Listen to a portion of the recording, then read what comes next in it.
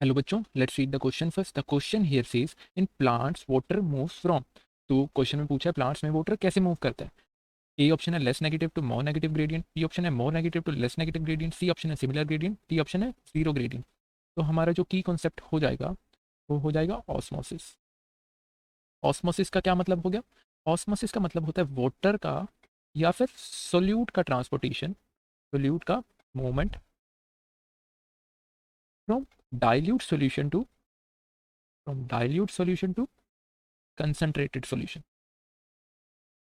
Water कैसे move होएगा? Dilute solution to concentrated solution.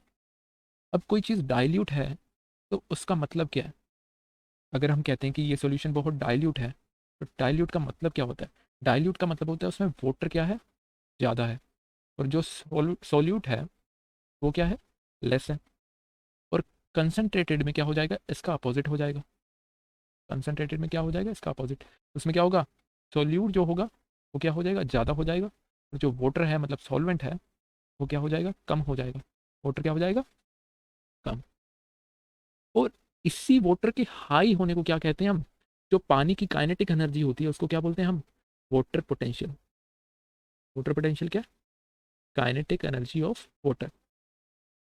जिसमें जितना पानी उसकी वाटर पोटेंशियल उतना ही ज़्यादा होगा।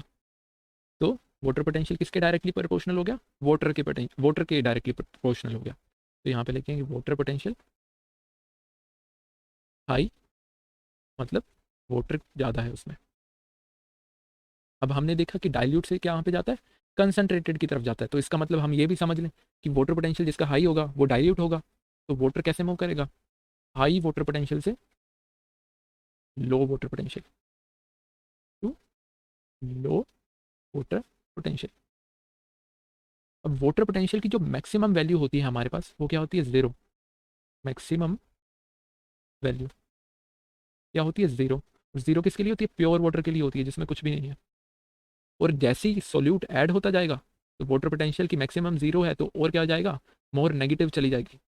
मोर नेगेटिव अगर सोल्यूट ऐड करें हम तो हाई वाटर पोटेंशियल को हम क्या बोल सकते हैं? लेस नेगेटिव बोल सकते हैं, क्योंकि वो ज़्यादा है। High water potential less negative.